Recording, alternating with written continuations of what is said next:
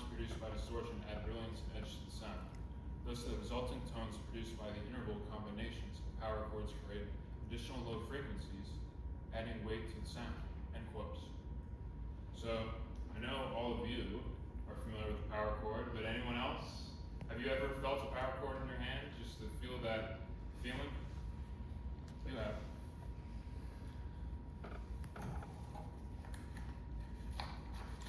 Despite recent efforts in academia to make academia more inclusive and diverse, metal music is still misunderstood. My goal with this capstone project is to show that metal music is much more than a specialized genre. Let's think about the power chords in metal music, for example. Power chords resonate with music in older times, such as the Middle Ages. Historic composers like Leon, Horton, and Michaud, and many others, use parallel open fifths in their secular vocal music, including the two-part organ. Appreciating the sound of the fifth as it is surprisingly resembles how metal music appreciates the power chord. Furthermore, I see that power chords also resonate with the music in later times that were heavily influenced by guitar techniques. Among the Romantic era compositions, Paganini is worth mentioning because his music features so many fifth or octave melodies. Then how could an unexpectedly beautiful melody join the power chord in metal music? To be honest, I took this chemistry for granted when I was a teenage listener who grew up with them. But now, taking the BA program, studying with wonderful faculty members, including Dr. Masaru Shikawa and Dr. John Gibson, which made me confident in music history and music theory, I can recognize the two important things that make the marriage of melody and power chords in metal music possible: the mode and the virtuosity. The church modes account for the melodies and harmonies of metal music more flexibly than major/minor scales and tonalities. For instance, Dr. Eza Lejeune says, quote, "Modal music mostly employs the flat seven instead of the leading tone, whereas tonal is an elaborate note relationship system of the Euro-classical tradition." End quotes. Meanwhile, virtuosity is often associated with European classical music and the historic master performers of virtuosi. But Walzer says that metal music is among the most successful emulators of virtuosity in classical music. He says, for instance, quote, that the electric guitar acquired the capabilities of the premier virtuosic instruments of the 17th and 18th centuries, end quote. In each arranged cover I am featuring today, the modes in virtuosity will be guiding your listening to the melody, harmony, and forms of famous tracks of metal. Without further ado, let's talk about the tracks I'm playing this afternoon.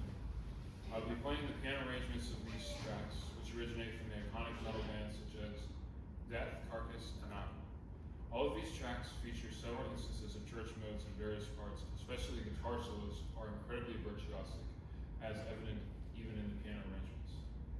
I'm excited to demonstrate both the modal melodies and virtuosity through my performance, hoping that my program will also be a new experience for my wonderful audience members.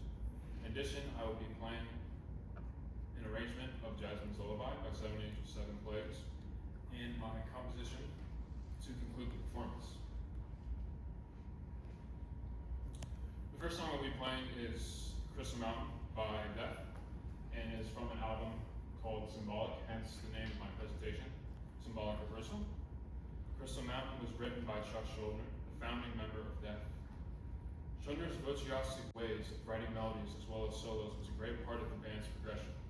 Dr. William Hawley further explains why, because of Schuldner's songwriting, the band is still among the greatest in metal music. Quote, "Do evolutionary arguments for musical representation square with the aficionado's demands for musical excellence? I hold that they do, because as a practical matter, virtuosity remains an absolute requirement for success in metal music." End quote. As I will show you in my performance of Crystal Mountain, arranged for the piano by Catherine Ferns, the song also demonstrates how Phrygian and Locrian notes sustain important melodic motifs. For instance, the first motif you hear from the song presents a dominant chord based in F Phrygian mode, which sounds like this.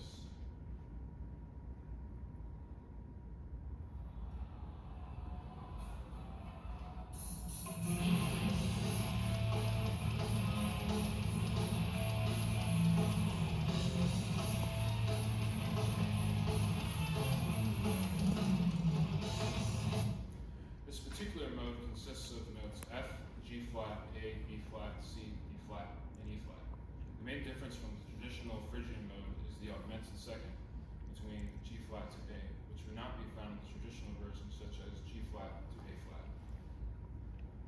In Crystal Mountain, there is another memorable example of the augmented second in which a incredibly suspenseful impression is generated by the Ray scale degree 5 Ionian note. This impression also signals for listeners that something climactic is going to happen very shortly. Schuldner adds a strange new character using one more modified mode characterized by augmented seconds, such as the C Hungarian Aeolian mode, a mode which consists of C, D, E flat, F sharp, G, A flat, and B.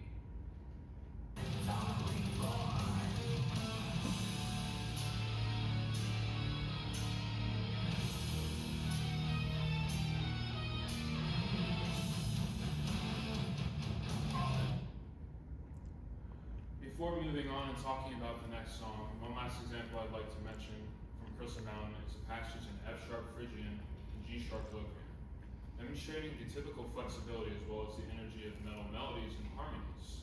This passage also presents a virtuosic solo and thus provides the close link between classic virtuosity and metal guitar.